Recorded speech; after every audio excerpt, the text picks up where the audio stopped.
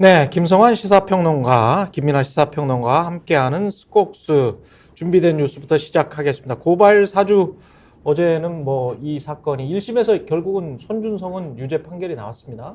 네. 네, 그러게 말입니다. 그 예상을 하셨어요? 공수처가 그래도 일을 처리한 유일한 사건 아닙니까 이게? 그렇죠. 예. 그동안에 여러 건을 기소했는데 예. 유죄 판결을 받은 첫 사건이에요. 그렇죠. 그래서 공수처가 이제 밥값하는 거 아니야? 예. 뭐 이런 반응들이 신문에서 오늘 있었고요. 음. 그래서 뭐 그 공수처가 폐지된다고 하는, 시켜야 되는 거 아니냐 이런 여론들이 좀 있었잖아요. 그랬죠. 네. 예. 네, 그런 제일 여론- 못한다. 예. 근데 이게 판결 내용을 보면은 그런 게 있습니다. 그러니까 법을 어떤 혐의가 유죄가 됐느냐를 보면은 그러니까 미래통합당에다가 고발 사주라고 우리가 부르는 고발장을 이렇게 넘기고 그 다음에 그 고발장 내용에 보면은 그 당시에 채널A 사건과 관련돼 가지고 제보자 X라고 하는 분의 예. 지모 씨에 지모 대한 씨. 예. 실명이 적혀 있는 판결문 있잖아요. 예. 그 판결문을 넘기고 예. 이런 혐의가 이제 유죄가 난 건데. 음.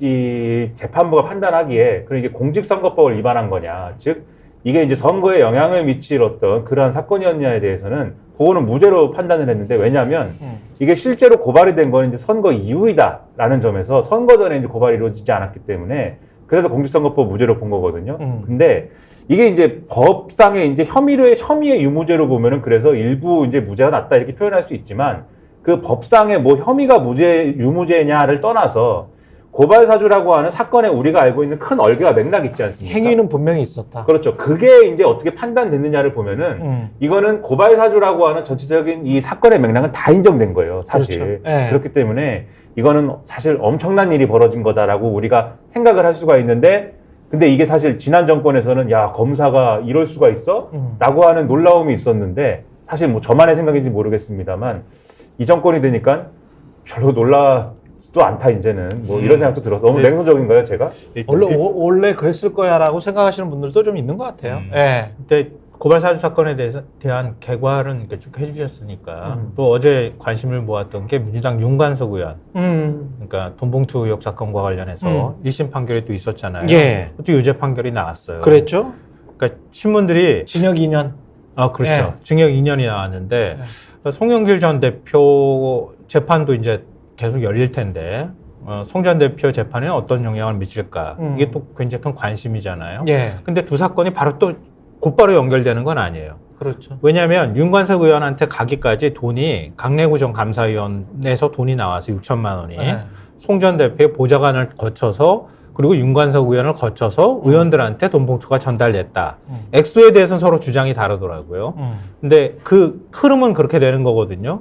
근데 그럼 송 전 대표는 거기에 어떻게 관여했느냐는 혐의가 명확하진 않아, 아직. 그러니까 송 전 대표는 별건이라고 주장하는 거죠. 예. 그러니까 다른 데서 외곽단체를 통해서 돈을 정치자금을 받았다. 이 부분에 대해서 검찰이 또 기소를 했단 말이에요. 예. 그러니까 송 전 대표 재판에서는 아마 크게 두 가지를 가지고 다툴 거예요.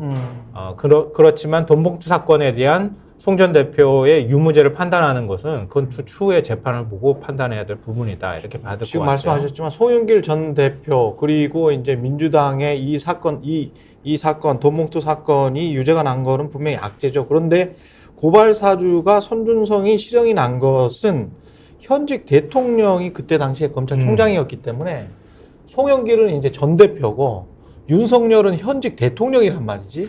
그러니까 이게 물론 윤석열도 점선이야. 몰라. 그리고 한동훈도 점선이야. 판결문 가지고는 몰라. 하지만 그런 행위를 범정이라고 우리가 부르잖아요. 네. 범죄수사정보과에 있는 그 검찰총장의 눈과 귀라고 한다는 손준성이 직접 실행을 했어. 누구의 지시를 안 받았을까? 한동훈이나 윤석열은 개입하지 않았을까? 그 질문이 들어갈 수밖에 없는 상황이죠. 여전히 점선이긴 하지만 이것도. 양쪽 다 불리한 예. 재판 결과잖아요.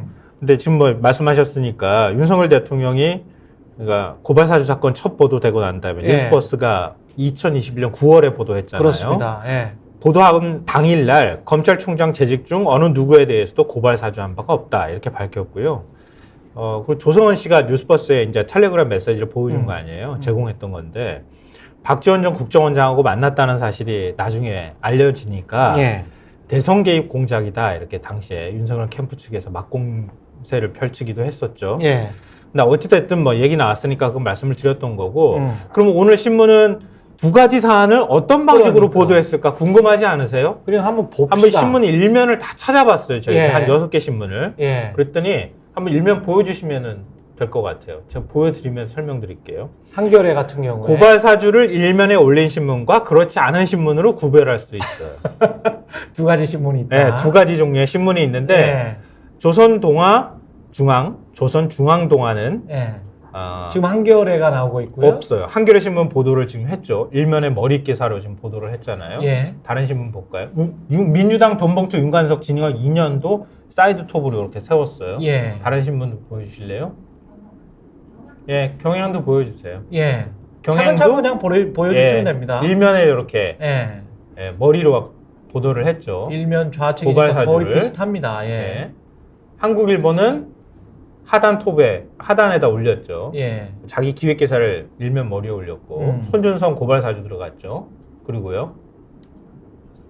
조선일보 이재명 출생 기본소득 만들자 기자회견 내용을 사이드 톱으로 세우고 여기 일면 하단에 돈봉투 사건이 들어가 있네요. 그리고 가장 그 눈에 띄기 좋은 일면 그 상단에는 노후도시 재건축. 그러니까 사실상에 이제 선거 운동하고 있는 것 아닌가 여당이. 예. 국토부에서 밝힌 예. 건데요. 예. 그 내용은 좀 이따 우리가 다시 한번 다루기로 그렇죠. 하고요. 네. 제가 다시 한번 정리를 해드리면 고발 사주 재판을 일면에 올린 신문은 경향, 한겨레, 한국. 근데 조중동은 없어요. 근데 조선일보는 일면에는 없다. 네. 예, 일면에는 없다. 조선일보가 제일 흥미로운데 앞서 조선일보 일면 보여드린 것처럼 6개 신문 가운데 이재명 그 기자회견, 신년 기자회견을 일면에 올린 신문이 유일하게 조선일보예요. 근데 조선일보는 윤관석 돈봉투 사건을 딱 올렸어. 고발 사주는 빼고. 예. 그럼 사람들이 눈을 한번 X자로 이렇게 그으면 예. 이재명과 고발 사주 이렇게 연결이 돼. 그렇죠. 아, 그렇죠. 이재명과 돈봉투 이렇게 그렇죠. 연결이 되게. 그러니까 편집을 해놨다는 연상 거죠. 효과를 그래서 이재명으로 향하도록 부정적인 이미지가. 예. 그럼 조선일보가 늘 하는 거죠. 예. 그 편집이라든가 예. 이런 거에 맥락을 넣는 데 있어서는 예. 뭐 대한민국 최고죠. 조선일보는 독보적인데. 예. 근데 저는 이 사건이 사실 이 부분도 그렇고 악의적인 면에서 참 독보적입니다.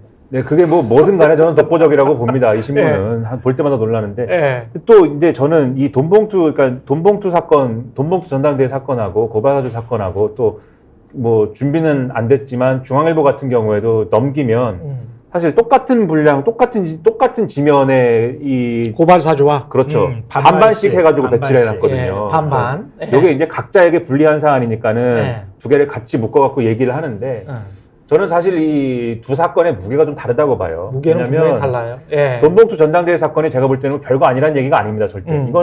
이것도 심각한 문제죠, 사실. 그럼요. 한 정당에서, 그것도 메이저 정당에서 좀 이렇게 크기가 큰 정당에서 전당대회를 치르는데 뭐 돈봉투가 준비가 되고 그걸 뿌렸다라고 하면은 아직도. 그렇죠. 네. 옛날에 뭐 막걸리 선거하던 때도 아니고 네. 이거 심각한 문제고 여기에 대해서 경각심을 가지고 민주당이 뭔가 여기에 대해서 정말 책임지는 모습을 보이고 사과도 하고 뭔가 잘못했습니다 이런 게 있어야 되는데 단절해야 된다. 그렇죠. 예. 잘 없는 거에 대해서 제가 큰 불만이 있지만 예.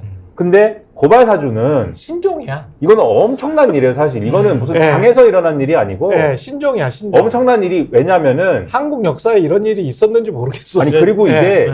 그냥 검사가 뭐 고발장 써서 당에 줬다 이런 수준의 문제가 아닌 게 예. 그 당시에 이제 기억을 돌이켜 보면은 제가 날짜도 기억합니다. 2020년 4월 3일 날 그러니까 그때가 한참 어떤 때냐면은 총선은 한 2주 남겨놓은 상황이었고 4월 15일인가 그랬잖아요, 총선이. 2주도 안 남겨놓은 상황이었고 그 다음에 그때 한참 뭐 채널A 사건이니 뭐니 해가지고 그 당시에 뭐 뉴스타파 이런 데서 뉴스타파 잘 아시지 않습니까? 그렇죠? 예, 잘 모릅니다. 잘 예. 모르시는구나. 예, 진행하십시오. 예. 네, 뭐 이런 거 막 이제 뭐 보도를 막 하던 그런 때고 예.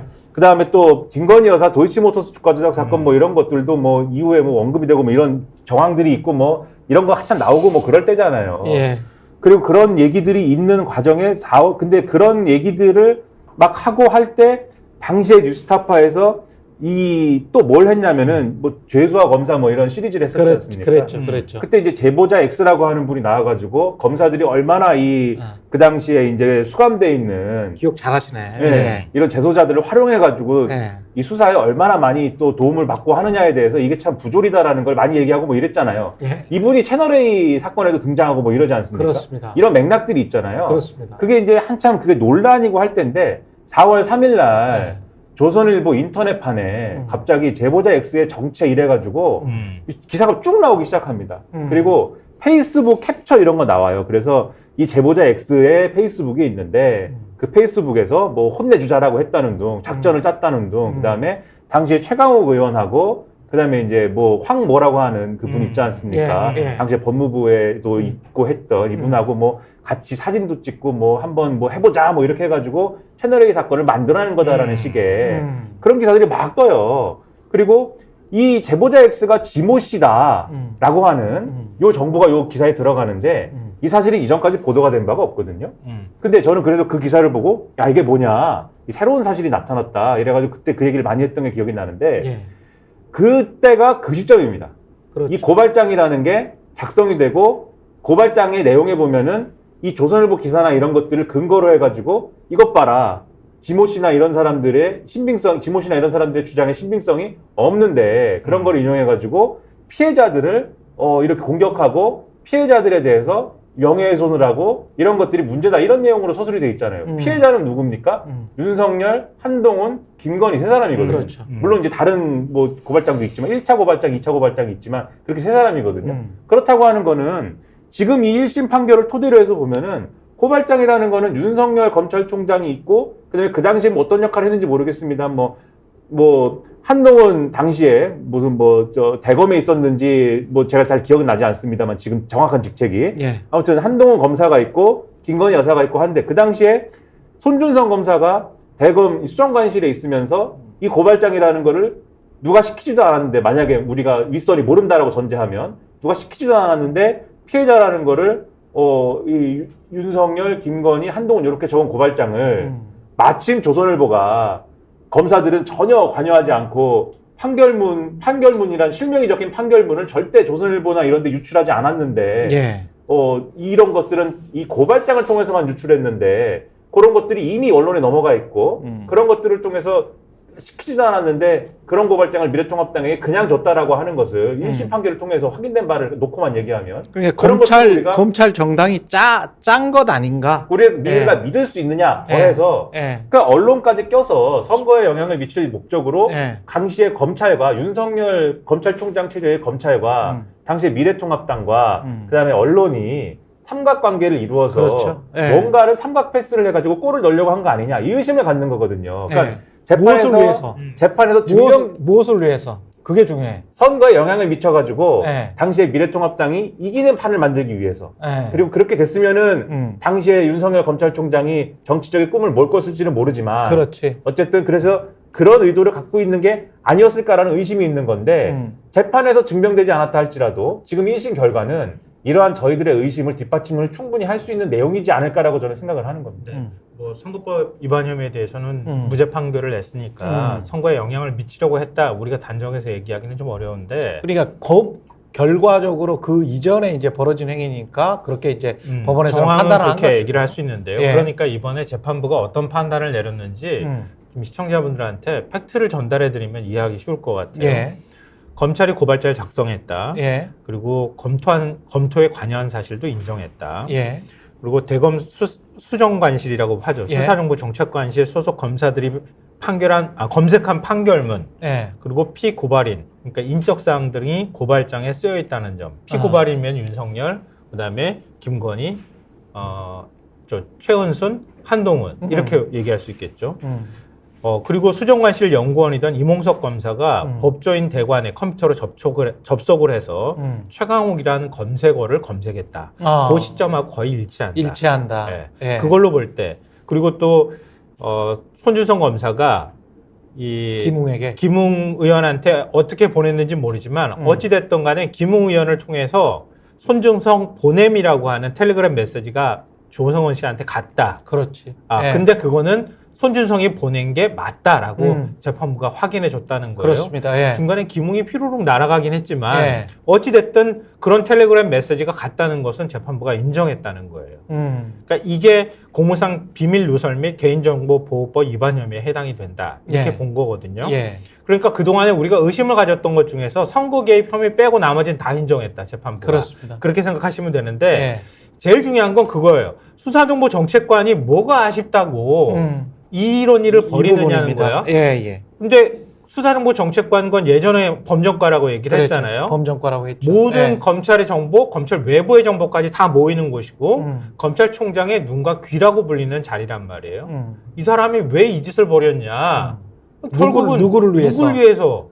검찰총장 보호하기 위해서 나섰던 거고 그 사이에 뭔가 공작의 냄새가 더 들어가면 지금 한창 문재인 정부에서 검찰총장이 막 수세에 몰리고 있는데 이번 총선에서 국민의힘이 이기면 그런 걸 반전시킬 수 있겠다고 계산한 측면, 정치적 계산을 했을 가능성이 있다 이렇게 봐야 되는 거지. 그 그리고 전에 사실은 또 대검에서 최은순 장모인 최은순 씨를 위해서 문건을 작성했던 거는 또 사실로 확인이 됐기 때문에 검사 그러니까 집단이 공보관들이 그 문제였던 거죠. 그렇죠. 그러니까 검사 집단이 공무원들이 검찰총장과 검찰총장의 가족을 위해서 문건을 작성을 하고 그거를 누군가의 지시인지는 모르겠습니다만은 하여간 미래통합당 당시 야당에게 전달을 하고 그게 이제 법원 판결에 의해서 밝혀졌다.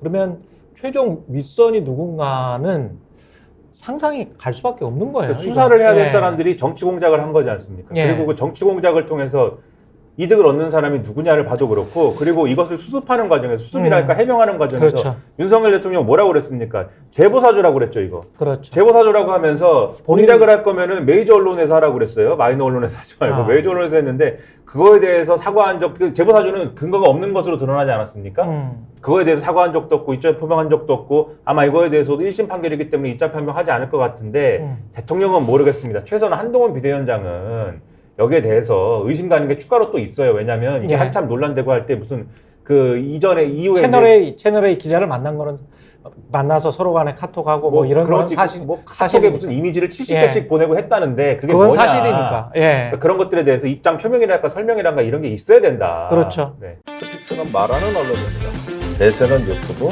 그중에서 스픽스. 좋아요, 댓글, 구독, 알림 설정.